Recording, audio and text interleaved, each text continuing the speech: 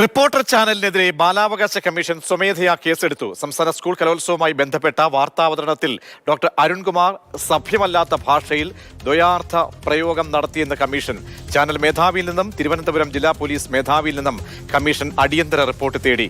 Rahul G Nath ചേരുന്നുണ്ട്. രാഹുൽ, ബാലാവകാശ commission ഗൗരവത്തോടുകൂടി ഇടപെടാനുണ്ടായ ആ സാഹചര്യം, ആ സംഭവം എന്തായിരുന്നു? വിവരങ്ങൾ.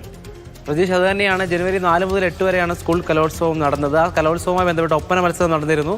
അന്ന് ഒപ്പന മത്സരവുമായി ബന്ധപ്പെട്ടൊരു സ്റ്റോറി ഇവർ നിർമ്മിച്ചിരുന്നു. അത് മണവാട്ടിയുമായി ബന്ധപ്പെട്ട് മണവാട്ടിയും റിപ്പോർട്ടറും തമ്മിലുള്ള സംഭാഷണം ഉൾപ്പെടുത്തിയാണ് ആ സ്റ്റോറി നിർമ്മിച്ചിരുന്നത്. ശേഷം ആ സ്റ്റോറിക്ക് ശേഷം ആ സ്റ്റോറിയുമായി ബന്ധപ്പെട്ട് നടന്ന ചർച്ചയിൽ അരുൺകുമാർ ദ്വയാർത്ഥ പ്രയോഗം നടത്തി എന്നുള്ളതാണ് നിലവിൽ ഇപ്പോൾ ചൂണ്ടിക്കാട്ടുന്നത്. ബാലാവകാശ കമ്മീഷൻ വളരെ ഗൗരവത്തിൽ കാണുന്നു.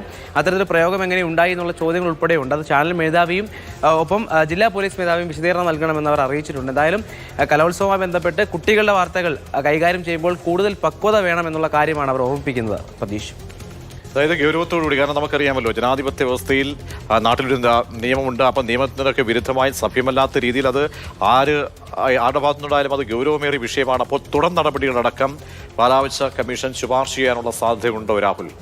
തീർച്ചയായും ഉണ്ട്. കാരണം ഏറ്റവും ആദ്യം വിശദീകരണം ചോദിച്ചിട്ടുണ്ട്. വിശദീകരണം തേടിയ ശേഷം വിശദീകരണം എങ്ങനെ ഉണ്ടാകുന്നു, അതിനുശേഷമാകും തുടർ നടപടികൾ ഉണ്ടാകുക. എന്തായാലും വാർത്താ അവതരണത്തിൻ്റെ അതിരുകൾ അത് എങ്ങനെയാകണം എന്നുള്ള ചോദ്യം ഒരു തവണ കൂടി ഈ ബാലാവകാശ കമ്മീഷൻ്റെ ഇടപെടലോടുകൂടി നമ്മുടെ മുന്നിലേക്ക് വരികയാണ്. വാർത്ത അവതരിപ്പിക്കുമ്പോൾ എന്തൊക്കെ കാര്യങ്ങൾ ശ്രദ്ധിക്കണം, അത് കുട്ടികളുമായി ബന്ധപ്പെട്ട വാർത്ത അവതരിപ്പിക്കുമ്പോൾ അത് ഏത് പരിധി വരെ പോകാം, എങ്ങനെയൊക്കെ അതിനെ വ്യാഖ്യാനിക്കാം എന്നുള്ള തരത്തിലുള്ള ചർച്ചകളാണ് ഇപ്പോൾ വരുന്നത്. ഈ വാർത്ത വന്ന ഘട്ടത്തിൽ തന്നെ പല വിമർശനങ്ങളും ഉണ്ടായിരുന്നതിന് ശേഷമാണ് ഈ വാർത്തയുമായി ബന്ധപ്പെട്ട ചർച്ച ഉണ്ടാകുന്നത്. ചർച്ചയിൽ അരുൺകുമാർ, റിപ്പോർട്ടർ ചാനലുമായി ബന്ധപ്പെട്ടിരിക്കുന്ന അരുൺകുമാർ അത് ദ്വയാർത്ഥ പ്രയോഗം നടത്തിയെന്ന് ബാലാവകാശ കമ്മീഷൻ കണ്ടെത്തുന്നത്. അത്തരത്തിൽ സ്വമേധയാ കേസെടുത്തിരിക്കുകയാണ്. പ്രതീഷ്.